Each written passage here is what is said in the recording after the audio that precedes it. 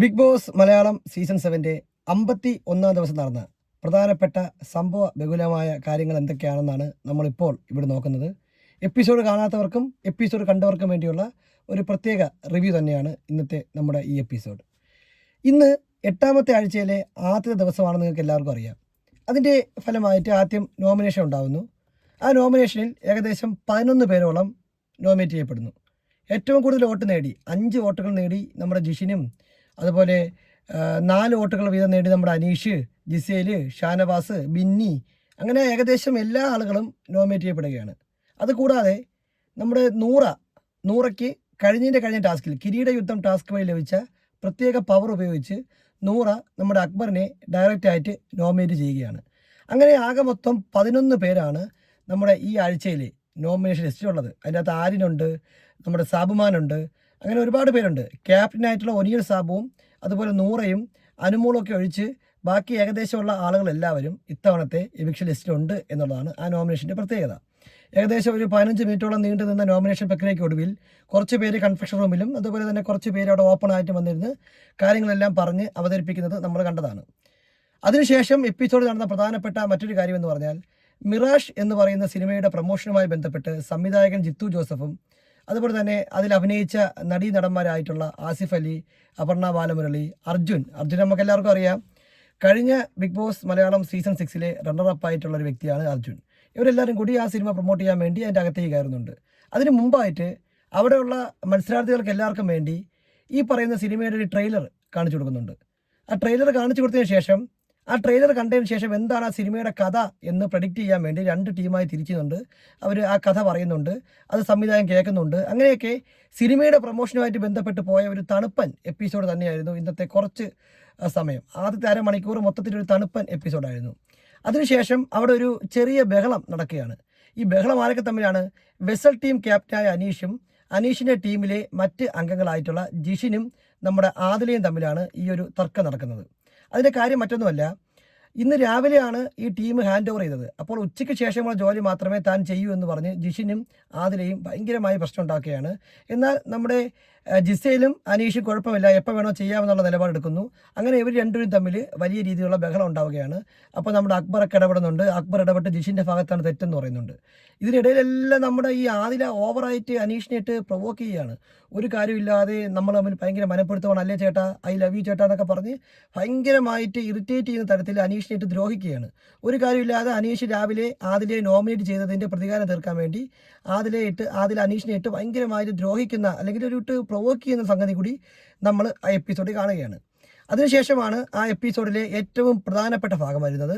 Big boss award show, അവിടെ ഒരു award function നടക്കുകയാണ്. ആ അവാർഡ് ഫംഗ്ഷനിൽ പല കാറ്റഗറിപ്പെട്ട അവാർഡുകൾ അവിടെ അവർ അനൗൺസ് ചെയ്യുന്നുണ്ട്. അത് കിട്ടിയ വ്യക്തികൾ ആരൊക്കെയാണെന്ന് നമുക്ക് പെട്ടെന്നൊന്ന് പരിശോധിക്കാം. ആദ്യത്തെ കാറ്റഗറി എന്ന് പറഞ്ഞാൽ മൈൻഡ് ചെയ്യുന്ന വ്യക്തി, അതായത് ബിഗ് ബോസിൽ നിന്ന് പുറത്തിറങ്ങിയാൽ എല്ലാവരും പെട്ടെന്ന് പോയി മൈൻഡ് ചെയ്യുന്ന അത്ര ആരാധക വൃന്ദമുള്ള ഒരു വ്യക്തി ആരാണ് എന്നതാണ് ആദ്യത്തെ കാറ്റഗറി. ആ കാറ്റഗറിയിൽ അവിടെയുള്ള ആൾക്കാർ തന്നെ വോട്ടിട്ട് ജയിപ്പിച്ച വ്യക്തി നെവിനാണ്. എല്ലാവരും പുറത്തിറങ്ങിയാൽ പെട്ടെന്ന് മൈൻഡ് ചെയ്യുന്ന ഫേമസ് ആവാൻ പോകുന്ന ആൾ നെവിനാണെന്നാണ് അവിടെയുള്ളവർ വോട്ടിട്ട് തിരഞ്ഞെടുത്തത്. അടുത്തത് ഇതിൻ്റെ ഓപ്പോസിറ്റുള്ള ഒരു അവാർഡ് കാറ്റഗറിയാണ്. അതായത് ആരും ഒരിക്കലും മൈൻഡ് ചെയ്യാത്ത ആൾ ആരാണ്? അത് ലക്ഷ്മിയാണ്. ലക്ഷ്മിയെ ആൾക്കാർ ഒരിക്കലും മൈൻഡ് ചെയ്യില്ല എന്നാണ് പറയുന്നത്. പിന്നെ ഈ ഒരു നമ്മുടെ ബിഗ് ബോസ് കഴിഞ്ഞാൽ അവിടെ ഏറ്റവും കൂടുതൽ അവാർഡ്, ഏറ്റവും കൂടുതൽ ഉദ്ഘാടന വേദികളിൽ തിളങ്ങാൻ പോകുന്ന താരം ആരാണ് എന്നാണ് കാറ്റഗറി. അത് അവിടെയുള്ള എല്ലാവരും കൂടി തിരഞ്ഞെടുത്തത് അനുമോളയാണ്. എന്നാൽ ഒരു കാലത്തും ഉദ്ഘാടനം കിട്ടില്ല, ഇവർക്കൊന്നും ഒരിക്കലും ഉദ്ഘാടനം കിട്ടില്ല എന്ന് അവിടെ ഉള്ളവർ തിരഞ്ഞെടുത്തത് 3 പേരെയാണ്. അത് നമ്മുടെ അക്ബർ, അനീഷ്, ഷാനവാസ്. അവർക്ക് ഒരിക്കലും ഉദ്ഘാടനം കിട്ടില്ല എന്നാണ് പറയുന്നത്. പിന്നെ പുറത്തിറങ്ങിയാൽ ചൂലെടുത്തടിക്കാൻ സാധ്യതയുള്ള മത്സരാർത്ഥി ആരാണെന്ന കാറ്റഗറിയിലാണ് അടുത്ത് വന്നത്. അത് കിട്ടിയത് നമ്മുടെ വേദലക്ഷ്മിക്കാണ്. വേദലക്ഷ്മി പുറത്തിറങ്ങി കഴിഞ്ഞാൽ ചൂലെടുത്ത് ആൾക്കാർ അടിക്കും, അമ്മാതിരി സ്വഭാവമാണ് വേദലക്ഷ്മിക്ക് എന്നാണ് അവിടെ ഉള്ളവർ പറയുന്നത്. പിന്നെ പുറത്തിറങ്ങിയാൽ കൂടുതൽ പ്രപ്പോസൽസ് കിട്ടാൻ, പ്രത്യേകിച്ച് പെൺകുട്ടികളുടെ കയ്യിൽ നിന്ന് കൂടുതൽ പ്രപ്പോസൽസ് കിട്ടാൻ പോസിബിലിറ്റി ഉള്ള ആൾ ആരാണ് എന്നുള്ള കാറ്റഗറിയാണ്. അപ്പോൾ അതിൻ്റെ അകത്ത് പല ആൾക്കാർ അവിടെ നിന്ന് പല പേരുകൾ വിളിച്ച് പറയുന്നുണ്ട്. ചില ആൾക്കാർ പറയുന്നുണ്ട് ആര്യൻ, ചില ആൾക്കാർ പറയുന്നുണ്ട് സാബുമാൻ. അങ്ങനെ ആ അവാർഡ് കാറ്റഗറിയും അനൗൺസ് ചെയ്യുകയാണ്. സാബുമാനാണ് ഏറ്റവും കൂടുതൽ പ്രപ്പോസൽ അവിടെ കിട്ടാൻ ചാൻസ് ഉള്ള വ്യക്തി. ഇനി പുറത്തിറങ്ങിയാൽ തലയിൽ മുണ്ടിട്ട് നടക്കേണ്ടി വരുന്നവൻ ആരാണ് എന്നുള്ള കാറ്റഗറിയാണ്. രസകരമായിട്ടുള്ള കാറ്റഗറീസ് ആണല്ല. ഇതെല്ലാം ഒരു ഫണ്ണായിട്ട് പോകുന്നതാണ്, അല്ലാതെ വളരെ സീരിയസ് ആയിട്ട് ഒരു ടാസ്കും അങ്ങനെയൊന്നും അല്ല. ജസ്റ്റ് ഒരു ഫണ്ണ്. ഇന്നിപ്പോൾ നോമിനേഷൻ ഡേ ആയതുകൊണ്ട് തന്നെ പ്രത്യേകിച്ച് കാര്യങ്ങളൊന്നുമില്ല ചെയ്യാൻ. അപ്പോൾ ഒരു ഫണ്ണിന് കൊടുത്ത ഒരു പരിപാടിയാണത്. അപ്പോൾ വെളിയിലിറങ്ങിയാൽ തലയിൽ കൂടി മുണ്ടിട്ട് നടക്കാൻ ചാൻസ് കൂടുതൽ നമ്മുടെ ഷാനവാസ് ആണെന്നാണ് പറയുന്നത്. പുറത്ത് ബിഗ് ബോസിലേക്ക് വരേണ്ട മത്സരാർത്ഥികൾക്ക് വേണ്ടിയുള്ള ട്രെയിനിങ് കൊടുക്കാനുള്ള ഒരു അക്കാഡമി തുടങ്ങാൻ ചാൻസ് ഉള്ള വ്യക്തി ആരാണ് എന്നുള്ള കാറ്റഗറിയിൽ വന്നിരിക്കുന്നത് നമ്മുടെ അനീഷാണ്. കാര്യം അതിനവർ പറഞ്ഞ റീസൺ, ഈ 5 വർഷമൊക്കെ സർക്കാർ ജോലിയിൽ നിന്ന് ലീവ് എടുത്ത് പഠിച്ച ഒരാളാണല്ലോ. അപ്പോൾ സ്വാഭാവികമായിട്ടും ഇനി വരേണ്ട ആൾക്കാർക്കുള്ള ടിപ്സ് കൊടുക്കാൻ ഏറ്റവും യോഗ്യൻ അനീഷ് തന്നെയാണ് എന്നാണ് പറഞ്ഞത്. പിന്നെ ഫാഷൻ ഐക്കനാവാൻ ചാൻസ് കൂടുതലാക്കാണെന്ന ചോദ്യത്തിന് എല്ലാവരും പറഞ്ഞ ഉത്തരം ഓഫ് കോഴ്സ് നമുക്കറിയാം, ജിസേലാണ്. ജിസേൽ ഒരു മോഡലാണ്. അതുപോലെ തന്നെ ജിസേൽ എല്ലാ ആൾക്കാർക്കും അത്യാവശ്യം ബ്യൂട്ടി കോൺഷ്യസ് ആയിട്ടുള്ള ഒരാളായതുകൊണ്ട് തന്നെ ഫാഷൻ ഐക്കനാവാനുള്ള പോസിബിലിറ്റി കൂടുതൽ ജിസേലാണെന്ന് പറഞ്ഞ ആൾക്കാരുണ്ട്. ട്രെൻഡ് സെറ്റർ ആരാണ്? അതായത് ബിഗ് ബോസിൻ്റെ ട്രെൻഡ് സെറ്റർ, പുറത്തിറങ്ങുമ്പോൾ എല്ലാ ആൾക്കാരും മാതൃകയാക്കുന്ന ട്രെൻഡായി നിൽക്കാൻ ചാൻസ് ഉള്ള ആൾ ആരാണ് എന്നുള്ള കാറ്റഗറിയിൽ വിജയിച്ചിരിക്കുന്നത് നെവിനാണ്. നെവിൻ നല്ല രീതിയിൽ അവിടെ ജയിച്ചിട്ടുണ്ട്. പിന്നെ ക്രിയേറ്റർ ഓഫ് മാസ് ഡയലോഗ് പറയുന്ന ആ വീട്ടിലുള്ള വ്യക്തി ആരാണ് എന്നുള്ളതിന് എല്ലാവരും ഒരേ സ്വരത്തിൽ പറഞ്ഞ പേര് ഷാനവാസിൻ്റെ പേരാണ്. പുറത്തിറങ്ങിയാൽ ഇവിടുത്തെ സ്വഭാവം വെച്ച് ഒരു ലോൺ പോലും കിട്ടാൻ, അതായത് ബാങ്കിൽ നിന്ന് ഒരു ലോൺ പോലും കിട്ടാൻ ചാൻസ് ഇല്ലാത്ത വ്യക്തി ആരെന്ന കാറ്റഗറിയിൽ ജയിച്ചത് ജിഷിനാണ്.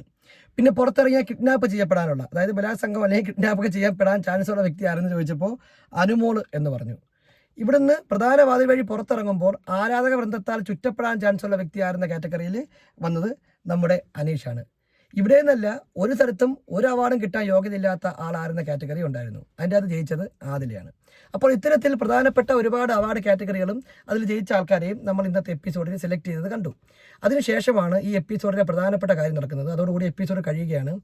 അതായത് ആര്യനും ജിസേലും കൂടി അങ്ങോട്ട് മാറിയിരുന്ന് സംസാരിക്കുന്നുണ്ട്. അപ്പോൾ നമ്മുടെ ഒനിയൽ സാബുവും അഭിലാഷും അതുപോലെ ആകാശ് സാബുമാനും കൂടി ആ വരാന്തയിൽ ഇരുന്നിട്ട് പറയുകയാണ്, നല്ലൊരു ഗെയിമറായിട്ടുള്ള ആര്യനെ നശിപ്പിച്ചത് ഈ ജിസേലാണ്.